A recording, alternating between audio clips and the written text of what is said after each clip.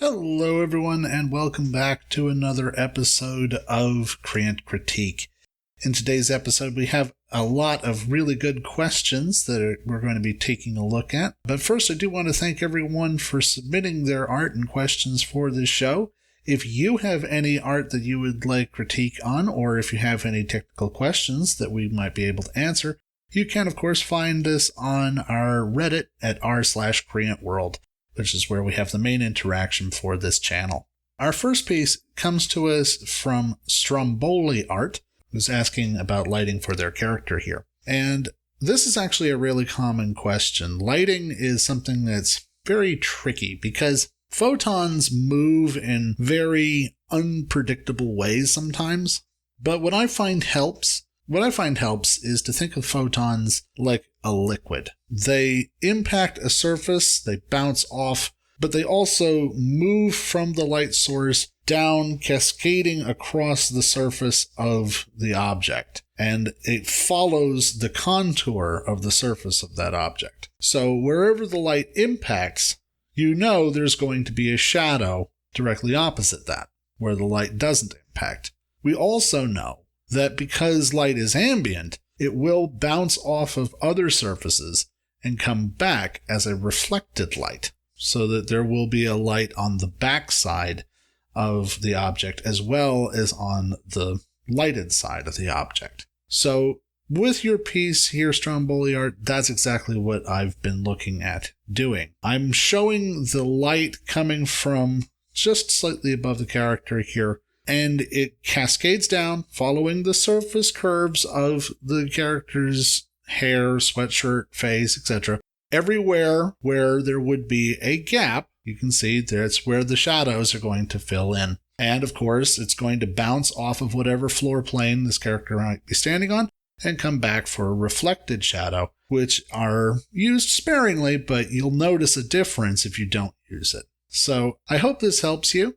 I, of course, use colored lights and shadows. I'm always a proponent of that in any art piece. Whites and blacks add very high contrast, but they can also make things quite muddy. So I like to use colored shadows when I am adding lighting. But I hope this answered your question, and thank you so much for your submission. Our next question comes from user JURIP5, who asks about how to draw faces at extreme angles. First of all, I should tell you, JURIP, that this is not an easy prospect by any means. And to be frank, most of the time I just cheat. If I need to have a particularly dramatic angle for a piece, I will either use a 3D modeling software where I can just take a snapshot of the pose that I want and then just trace straight over it, or I will use myself for reference and take a picture in the mirror and then again just trace over it.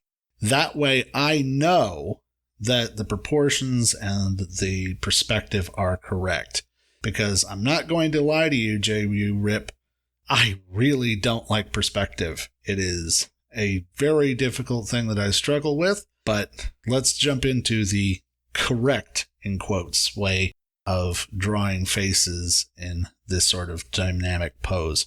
So first of all, the human skull is comprised of two major sections. There is your cranium, which is the part that contains your brain, and there's your mandible, which is your jaw. It allows you to talk and chew. The mandible moves, the cranium doesn't. Now, the cranium we can represent as a circle. But the mandible actually forms a sort of J shape. You have to think of it as sort of a horseshoe. The horseshoe comes down from your ears and makes a perfect loop around your chin and then back up to the ear again. So if you're going to be drawing faces at extreme angles and you don't want to use a reference, I would suggest that you start drawing that jawline. If you can get the jawline, that'll give you at least a good indicator of how the head is meant to turn. From there, you just need to go in and add in the rest of the details. Now, the part that always gets me when I try to draw at this angle are noses. Noses, for me, are very difficult at any time, and this is particularly difficult because of the up angle. The best thing to do when you're thinking about drawing noses like this is to imagine them as a pyramid that extrudes from the front of your face. So you have the base of the nose, which is right above the lip. It extends straight out for a short distance. And then at the very tip of your nose is sort of a ball. There's a little round space right at the end of your nose, right at the very tip. That is where the bridge of the nose connects to the nasal. And that is where you will need to draw your lines back in order to find your brow ridge. So I do hope that this helps you. Again, I would very strongly advocate for getting some good reference. Get yourself into the pose and either have someone take a picture of you or take a picture yourself. I really hope this helps you, and thank you so much for your question. Continuing in this sort of vein, our next question comes from MaazGate, who asks about extreme foreshortening in pieces and dynamic angles for character poses. So here again, we're diving into the realm of perspective. Now for foreshortening, you have to try to imagine the body in a box. And then you can rotate that box in 3D space, and that will allow you to create the foreshortening effect. When I was in art school, I was taught that the best way to do this is to imagine simple shapes. So the palm of the hand creates a box, a cube shape. The shape of the arms and the shape of the legs creates cylinders. And you can break the entire body down into a series of cubes and cylinders. If you can do this, then you can do perspective much easier than if you just try to wing it. Even so, it is fairly difficult, and I will warn you that it will take some serious practice to get this idea right. But when we jump into our drawing here, first of all, are 3 immovable shapes on the human body. That is to say, they cannot be changed because there are bones underneath. That is the skull, the rib cage, and the pelvis. These 3 shapes have bone underneath and cannot change. The skull forms a sort of bean shape. Our heads stick out at the back and stick down for the jaw and the mandible, like I was just demonstrating. The ribs create sort of a helmet look, like a rounded torpedo cone that are higher in the front than they are in the back. And the hips form sort of an angled box that has sort of McDonald's arches over the top for your coccyx.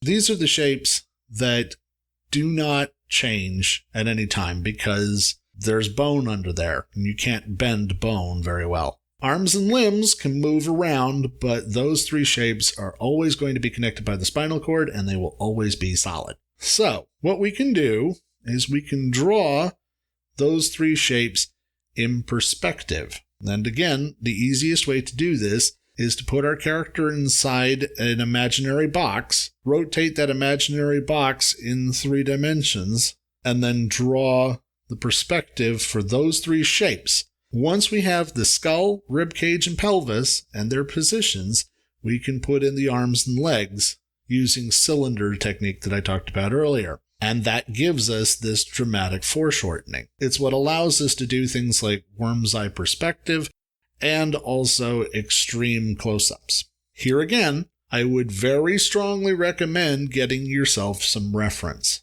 There is never any shame in using reference as an artist. And if you want the perspective to be right, and you want it to be absolutely right every time, nothing beats reality. So I would seriously suggest getting yourself some good reference. However, if you want to go it alone, these are some good tips that I find help to try and do those kinds of epic foreshortening.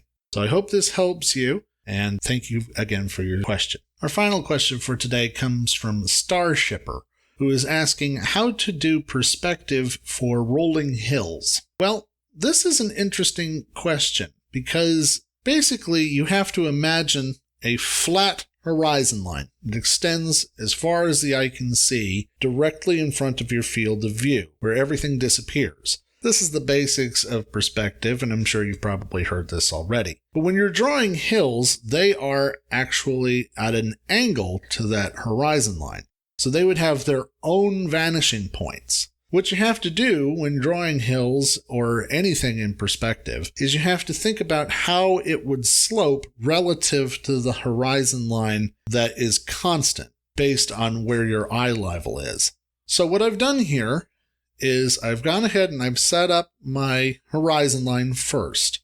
Then, if we want the road to go down, I imagine a sort of flat plane that leads down into the valley. Then you can have perspective of the valley and then another plane going up on the other side above the horizon line for our hill. This is how I do it. Again, I freely admit that perspective is very difficult for me, but I hope that this helps you, Starshipper, and please keep up the good work when it comes to your perspective, because there's really no substitute for practice. Thank you all for watching. I hope you enjoyed that episode. If you did, go ahead and hit that like button, and if you'd like to have more tips and art tricks like this from us every 2 weeks, go ahead and subscribe for more on this channel. But before we close out for today, I do just want to give one more quick piece of advice, and that is reference, reference, reference. I will always sing the praises of reference photos. And the best thing that you can do if you ever want to make sure that your art is absolutely correct in a perspective term is to set up a reference photo. Either take a picture of something in real life, or else make like a diorama, or make a 3D model.